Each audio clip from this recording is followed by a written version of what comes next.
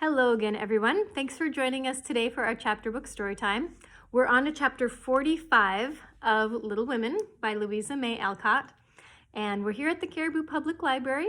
I'm Miss Erin, and I'm glad that you're here. So, chapter 45 is titled Daisy and Demi. I cannot feel that I have done my duty as humble historian of the March family without devoting at least one chapter to the two most precious and important members of it. Daisy and Demi had now arrived at years of discretion, for in this fast age, babies of 3 or 4 assert their rights and get them too, which is more than many of their elders do. If there ever were a pair of twins in danger of being utterly spoiled by adoration, it was these prattling Brookses. Of course, they were the most remarkable children ever born, as will be shown when I mention that they walked at 8 months, talked fluently at 12 months, and at 2 years they took their places at table and behaved with a propriety which charmed all beholders. At 3, Daisy demanded a needler, and actually made a bag with 4 stitches in it. She likewise set up housekeeping in the sideboard and managed a microscopic cooking stove, with a skill that brought tears to the pride of Hannah's eyes, while Demi learned his letters with his grandfather, who invented a new mode of teaching the alphabet by forming the letters with his arms and legs, thus uniting gymnastics for heads and heels. The boy early developed a mechanical genius which delighted his father and distracted his mother, for he tried to imitate every machine he saw and kept the nursery in a chaotic condition with his sewing sheen, a mysterious structure of strings, chairs, clothespins, and spools for wheels to go wound and wound. Also, a basket hung over the back of a big chair, in which he vainly tried to hoist his too confiding sister, who, with feminine devotion, allowed her little head to be bumped till rescued, when the young inventor indignantly remarked, "Why, Marmar, das mein Lillywaiter, and me's trying to pull her up." Though utterly unlike in character, the twins got on remarkably well together, and seldom quarreled more than thrice a day.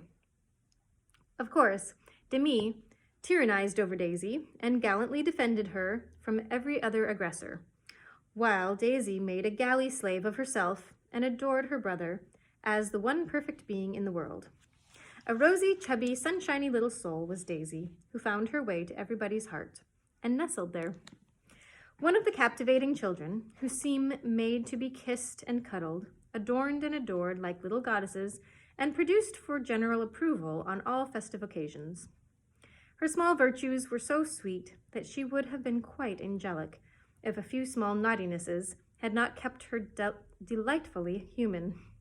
It was all fair weather in her world, and every morning she scrambled up to the window in her little nightgown to look out and say, no matter whether it rained or shone, "Oh, pity day, oh, pity day." Everyone was a friend, and she offered kisses to a stranger so confidingly that the most inveterate bachelor relented, and baby lovers became faithful worshippers.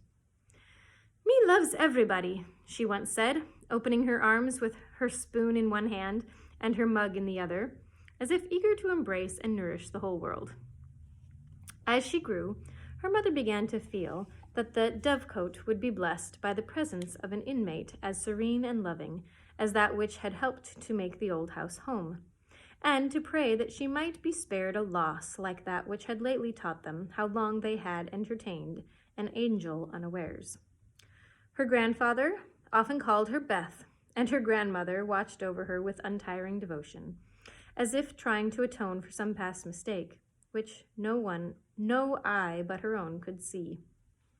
Demi, like a true Yankee, was of an inquiring turn, wanting to know everything, and often getting much disturbed because he could not get satisfactory answers to his perpetual "what for?"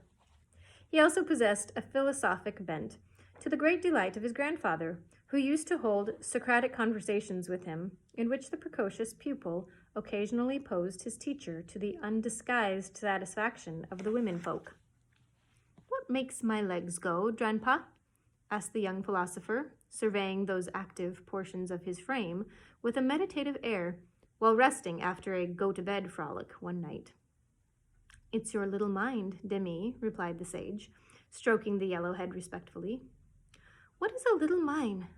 It is something that makes your body move, as the spring made the wheels go in my watch when I showed it to you. Open me, I want to see it go wound. I can't do that any more than you could open the watch. God winds you up, and you go until he stops you. Does I?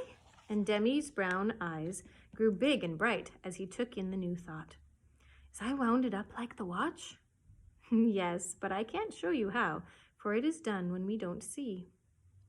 Demi felt of his back, as if expecting to find it like that of the watch, and then gravely remarked, I guess God does it when I sleep. A careful explanation followed, to which he listened so attentively that his anxious grandmother said, My dear, do you think it wise to talk about such things to that baby? He's getting great bumps over his eyes and learning to ask the most unanswerable questions. If he is old enough to ask the questions, he is old enough to receive true answers. I am not putting the thoughts into his head, but helping him unfold those already there. These children are wiser than we are, and I have no doubt the boy understands every word I have said to him. Now, Demi, tell me where you keep your mind. If the boy had replied like, Alcibiades, by the gods, Socrates, I cannot tell, his grandfather would not have been surprised. But when, after standing a moment on one leg, like a meditative young stork, he answered, in a tone of calm conviction, In my little belly, the old gentleman could only join in Grandma's laugh and dismiss the class in metaphysics. There might have been cause for maternal anxiety if Demi had not given convincing proofs that he was a true boy, as well as a budding philosopher. For often, after a discussion which caused Hannah to prophesy, with ominous nods, That child ain't long for this world, he would turn about and set her fears at rest by some of the pranks with which dear, dirty, naughty little rascals distract and delight their parents' souls. Meg made many moral rules and tried to keep them, but what mother was ever proof against the winning wiles, the ingenious evasions, or the tranquil audacity of the miniature men and women who so eagerly show themselves accomplished, artful dodgers? No more raisins, Demi, they'll make you sick, says Mamma to the young person who offers his services in the kitchen with unfailing regularity on Plum Pudding Day. He likes to be sick. I don't want to have you, so run away and help Daisy make patty cakes. He reluctantly departs, but his wrongs weigh upon his spirit, and by, when an opportunity comes to redress them, he outwits Mamma by a shrewd bargain. Now, you have been good children, and I'll play anything you like, says Meg, as she leads her assistant cooks upstairs, when the pudding is safely bouncing in the pot. Truly, Marmar? asked Demi, with a brilliant idea in his well-powdered head. Yes, truly, anything you say, replies the short-sighted parent, preparing herself to sing The Three Little Kittens half a dozen times over, or to take her family to buy a penny bun, regardless of wind or limb.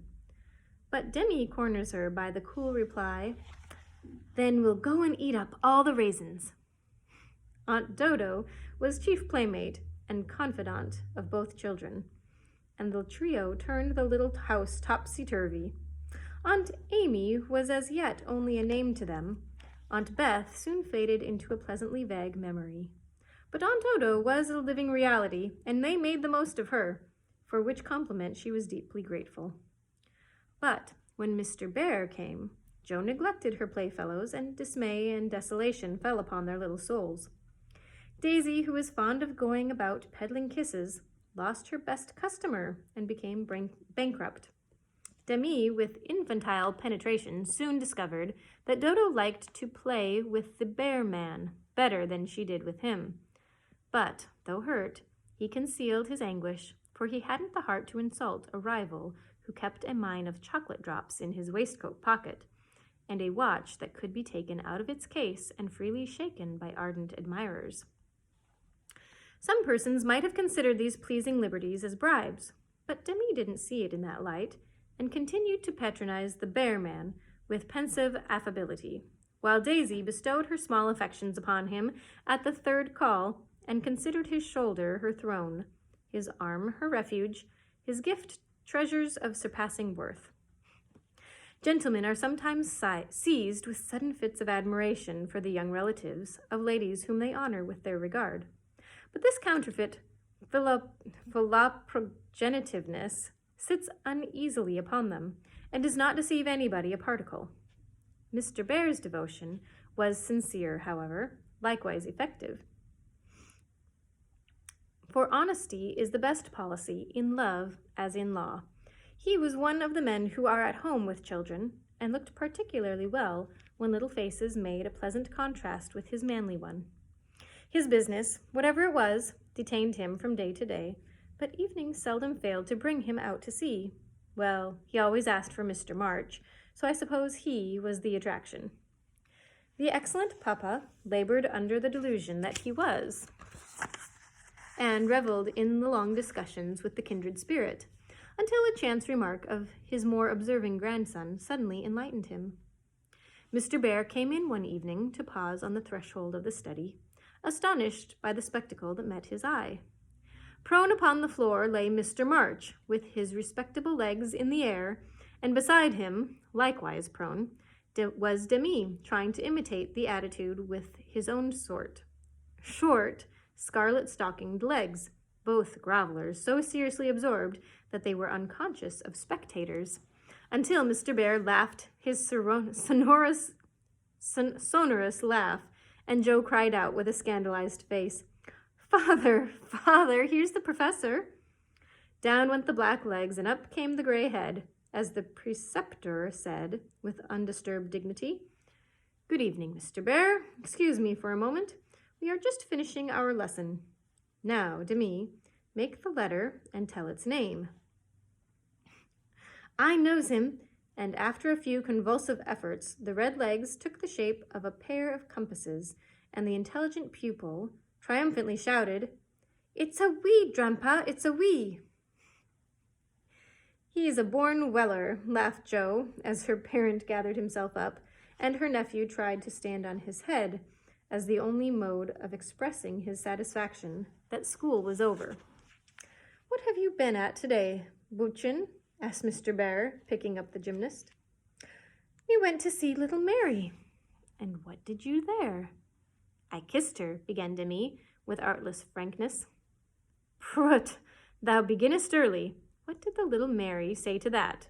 asked Mr. Bhaer, continuing to confess the young sinner, who stood upon his knee, exploring the waistcoat pocket. "Oh, she liked it, and she kissed me, and I liked it. Don't little boys like little girls?" added Demi, with his mouth full and an air of bland satisfaction. "You precocious chick, who put that into your head?" said Joe, enjoying the innocent revelations as much as the professor. "'Tisn't in mine head, it's in mine mouth," answered little Demi, putting out his tongue with a chocolate drop on it, thinking she alluded to the confectionery, not the ideas. "Thou shouldst save some for the little friend. Sweets to the sweet, manling." And Mr. Bhaer offered Joe some with a look that made her wonder if chocolate was not the nectar drunk by the gods. Demi also saw the smile, was impressed by it, and artlessly inquired, "Do great boys like great girls too, Professor?" Like young Washington, Mr. Bhaer couldn't tell a lie, so he gave the somewhat vague reply that he believed they did, sometimes, in a tone that made Mr. March put down his clothes-brush, glance at Joe's retiring face, and then sink into his chair, looking as if the precocious chick had put an idea into his head that was both sweet and sour. Why, Dodo, when she caught him in the china closet half an hour afterwards, nearly squeezed the breath out of his little body with a tender embrace, instead of shaking him for being there, and why she followed up this novel performance by the unexpected gift of a big slice of bread and jelly, remained one of the problems over which Demi puzzled his small wits, and was forced to leave unsolved forever. Well, that is the end of chapter 45. We'll see you again next time. Have a great night.